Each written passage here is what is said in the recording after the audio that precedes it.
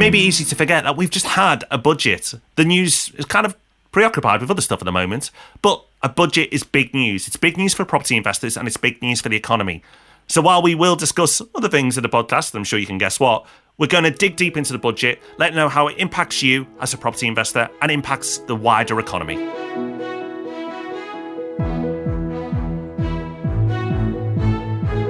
Welcome to the Property Podcast, where every Thursday morning property investors come to be informed and inspired. And right now, it's more important to stay informed than ever. As Rob said, we have had a budget, and there were details in there of interest to property investors that you might have missed because the headlines were dominated by other things. So we will be diving into all of that in this episode. And stick around to the end for Hub Extra, because if you are feeling a bit anxious, we've got not one, but two resources to help you out. So Rob, in times of uncertainty, we all need more in our life. More podcasts. Well, certainly more property podcasts. So for the first time ever in over 7 years of podcasting, we're going to go to a triple bill. We're going to do 3 podcasts every week for the next few weeks. Rob, are we mad? Have we got some sort of podcast virus? Or is there some rationale behind this? Well, the logic is sound. What the reality is, we'll have to wait and see. The idea is there's so much happening in the markets at the moment. It changes on a daily basis. That just having the podcast every week, which we record at least a few days in advance, isn't going to be enough. And we are obsessed with, of course, property, but also investing in general. So we're reading and watching and listening to loads of stuff about it that we can pass on. And we're also having lots of conversations every week with, of course, property investors and landlords, but also developers, including some of the very biggest in the country. So we'll be getting some insights there as well. So we're going to record Friday morning. We're going to have it out unedited by Friday afternoon. We had the idea, Rob, because we were having a chat between us last Friday and it was really interesting. And we thought, oh, if only we were recording this. I guess we'll find out, Rob, if those chats really are as interesting once recorded as they are in our heads. Yeah, well, we'll find out. And you'll find out on Friday afternoon. So, of course, you've got your alarm set for every Tuesday and Thursday when the podcasts go out. But let's set an extra one for Friday afternoon when our Markets Update podcast will go live. So it should have been one of the biggest days of the year for property investors, but by now, with everything that's happened, you might have forgotten that it actually happened. But it did. We had the budget, and there are things in there of relevance to property investors that we're going to talk about today. But first of all, Rob, general impressions? I was impressed. I thought it was a strong budget in difficult times. I was expecting a strong budget regardless of the coronavirus or anything else going on because it's Boris's first budget. Let's face it, it's his budget. And Boris doesn't really do a quiet, mundane or mediocre. He likes to go big infrastructure projects, big statements, big, bold promises. And the budget really delivered on that. It had to, really, because of what's taken place in the world. But I have to admit, from an economic standpoint, after the budget, I felt a lot better about the UK economy than I did before it started. What about you? Yeah, same. And as a business owner, I did actually feel reassured by some of the measures that they were putting in place, which, of course, was exactly the intention.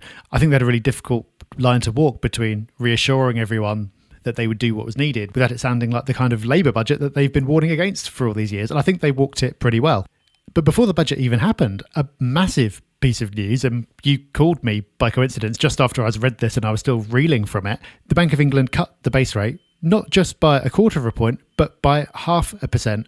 So it now stands at 0.25%. That was a real shock on a Tuesday morning. It really was. You know what's interesting is hardly anyone's talked about it since, but that's huge. It was such a statement. And in fact, the Tuesday podcast we've just recorded where we talked about the impact on property investors and what's going to happen with the coronavirus, we didn't even mention it. But actually, that's for property investors, big news. It's big news for everyone. But of course, if you have debt, it's getting cheaper. If you were on a variable mortgage, congratulations to you. Your repayments have just gone down. But if you're looking to get a new mortgage in the coming months, the products should be even more competitive than they have been. Now, remember, in these uncertain times, the lenders will want to lend. Their market is disappearing for the short term. They're not going to mess around. Those rates are going to be competitive. There's going to be some good stuff out there over the next few months for those who invest in terms of the products available. Massive news, but something that weirdly, but actually understandably, no one is talking about. But make no mistake, that being announced earlier in the day of the budget was a statement of what was going to come in the budget and a statement for how the government's going to handle this crisis. Then from an economic point of view, they're not going to stand back and just see what happens. It seems they are ready and willing to take action.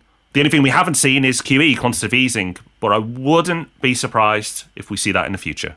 So QE, for those who don't know, is basically the government pumping money into the system.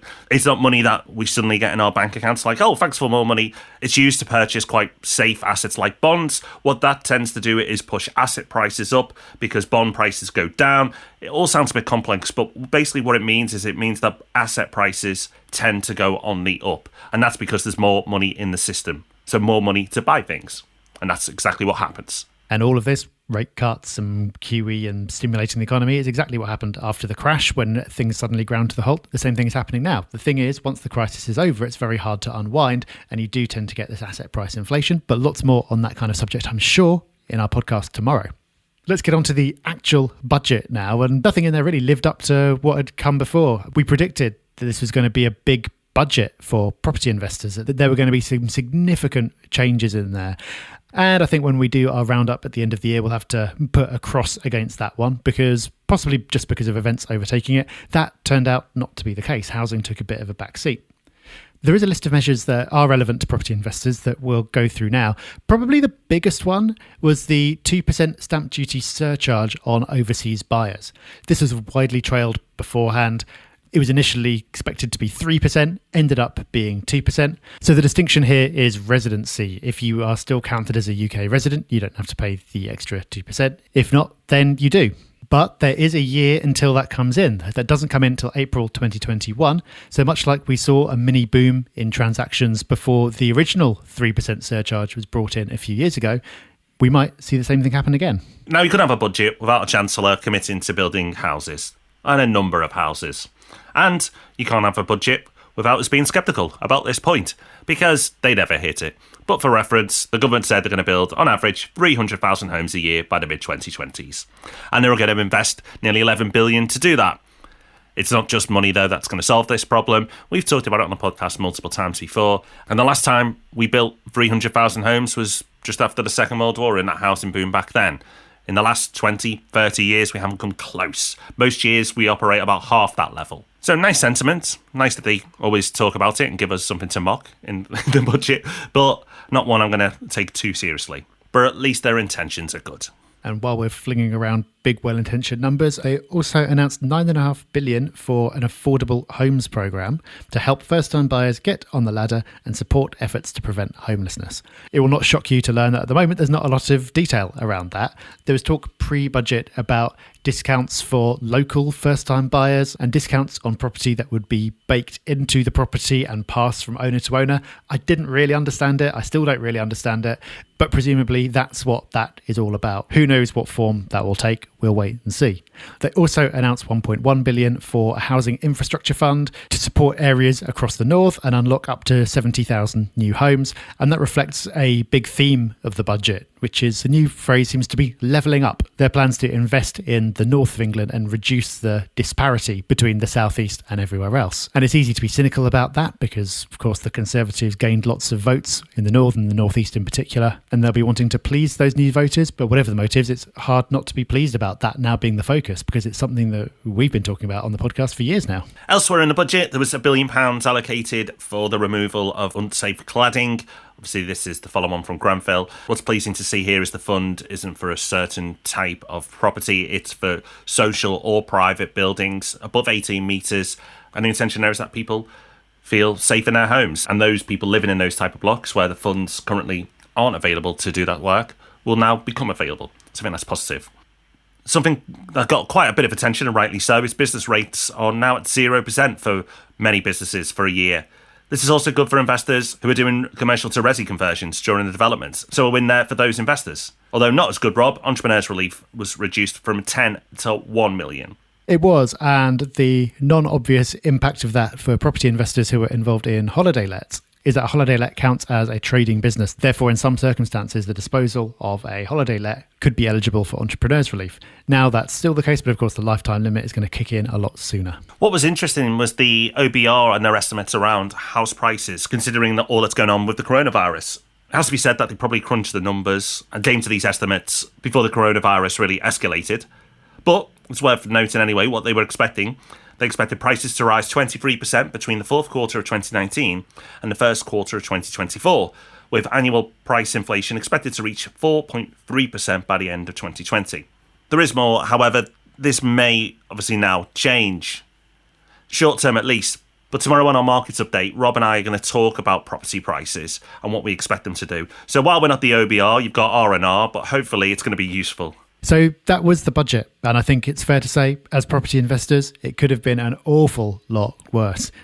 We've learned to brace ourselves for shock announcements after some of the things that have happened in recent years. But as we've just run through, nothing in there that's massively negative for property investors. A couple of little bits in there that are actually positive. And Rob, a reassuring budget for business and the economy in what is a really difficult time, which of course is good for property as it is for all investments. Absolutely. The budget may have not been that eventful for property. That's not a bad thing. But for the economy, it was strong. It was a strong budget. There was very little criticism from opposition parties around the budget, which I think says a lot. Of course, they had their jibes. They have to. They're opposition. But generally, the criticism or lack of criticism around this budget has been noticeable. So while property wasn't featured that heavily in the budget, of course, all the changes that the government's made, all the stimulus that they're putting into the market, that combined with the interest rate cut means that property will really be affected by all these announcements, but in a positive way. Like Rob touched on before, as business owners, we felt a lot better after the budget, but as property investors, you should do too, because if the economy is strong and stable, then so is property. So it's time for a success story. And this week we're taking one off iTunes. Lots of lovely 5-star reviews on iTunes. Thank you so much to everyone who contributes there. And this one comes in from Lanks11.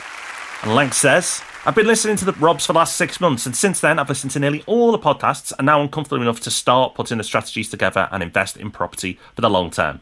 I've also taken some little hacks they teach in general life to increase my productivity. Highly recommended. Thanks, guys. Well, thank you, Lanks, first of all, for the review, and thank you for putting into action some of those little hacks that we occasionally give you. And it's also wonderful to hear that you're about to take that first bold step into property investing. Good luck to you. Just time before the end of the show for Hub Extra, where we give you that little bit more, whether it's a resource, a tool, a thought, something to take away with you, and backed up by the Hub Extra email, which hits the inboxes of Property Hub members every Friday morning. This week, with things being as they are at the moment, it didn't feel like the right time for a little bit of software to make you marginally more productive online.